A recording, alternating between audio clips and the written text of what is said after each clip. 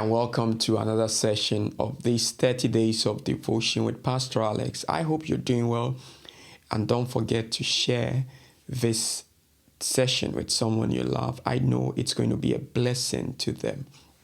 Today I want to share with you one of the marks of a transformational believer. The marks of a transformational believer. The first thing is diligence. And I'm going to share with you using the analogy of the man Joseph. I'm sure you've heard something about Joseph, but I want you to look at it in this light. Joseph was a very goodly man, and we saw through the pages of the Bible that everything that Joseph did, he was prosperous. And that should also tell us what prosperity means in the eyes of God. That God will call a man like Joseph in all his circumstances as prosperous. Come with me in the pages of the Bible in Genesis chapter 39 as we read something from verse 1 to 6. And Joseph was brought down to Egypt, and Potiphar, an officer of Pharaoh, the captain and chief executioner of the royal guard, an Egyptian, bought him from the Ishmaelites who had brought him down there. Now that's just a background. If you know a bit of his story, his father so much loved him that his brothers envied him, and his father made a coat of many colors for him. And as a result of that, one day when his father sent him to check on his brothers, the brothers connived and they sold him to the Ishmaelites. And the Ishmaelites, also being merchants of slaves, brought Joseph to Egypt, and they sold him again to Potiphar. Now let's continue from verse 2. But the Lord was with Joseph, and he, though a slave, was a successful and prosperous man. And he was in the house of his master, the Egyptian. Now that's quite interesting, that a slave would be considered successful and prosperous in the eyes of God. And the Bible tells us that God was with him. One of the things that I find fascinating about the story of Joseph is that God being with him and him being labeled as a success. How did he feel?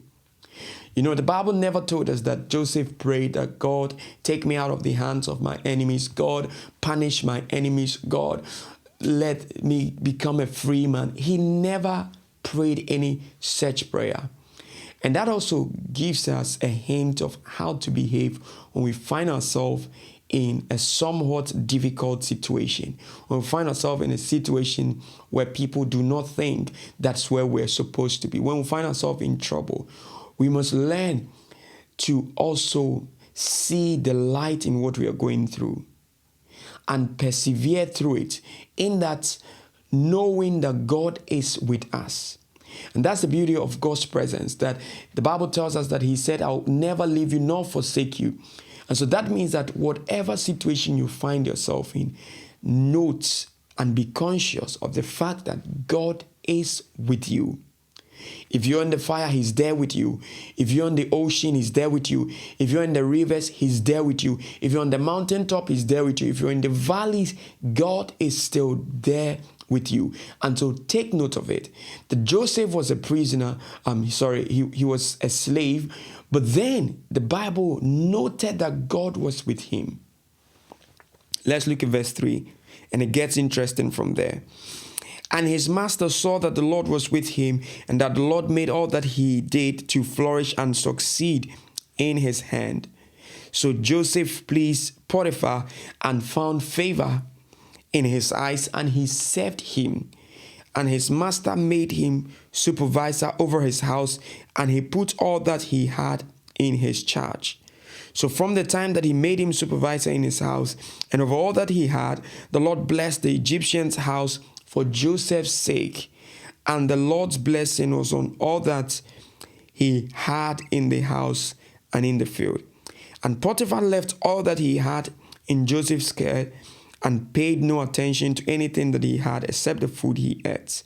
Now Joseph was an attractive person and good or fine looking. That's such a testimony about a man. The Bible tells us that when he was in Potiphar's house, there was something that his master noticed. That everything that Joseph did flourished and prospered. Everything that Joseph did flourished and prospered. Now, think about it. And maybe that's going to be a challenging question to you. Where you find yourself as a child of God, do people see good works? Do they see good works? Are you able to demonstrate the virtues of the Christian life where you find yourself? Maybe it's going to be in your family. Maybe it's going to be at your workplace. Maybe it's going to be even at school as a student. Are people able to see? Are they able to discern that you are a Christian? Are you portraying values that makes it discernible that this person is a child of God? If you're a student, the way you carry yourself, you compose yourself, the way you demonstrate your proficiency in your academics, does it portray God? As a workman, does your colleagues and your superiors see God at work in you?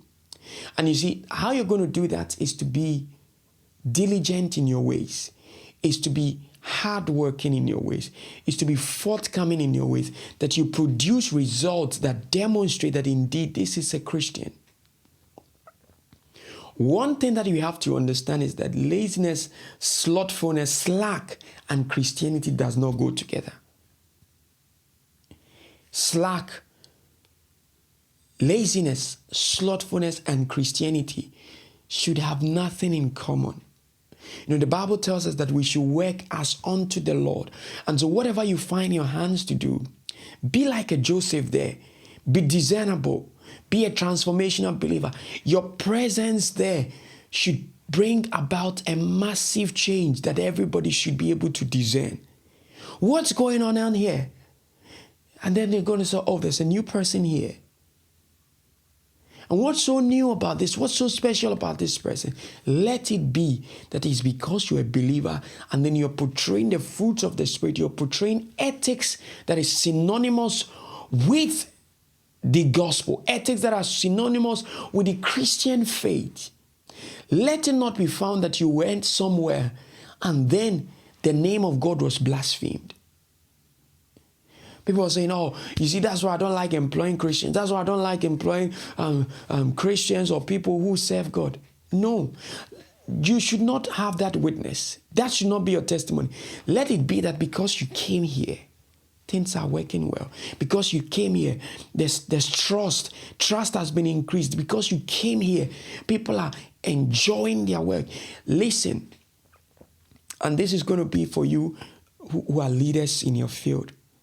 Because you're a Christian, let your subordinates enjoy working with you. If we interview 4 or 5 people who work with you, what's going to be their testimony?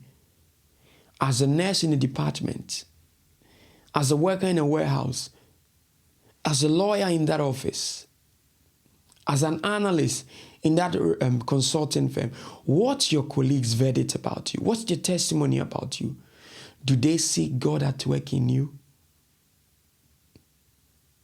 Do they see God at work in you? Or do they question that you're a Christian?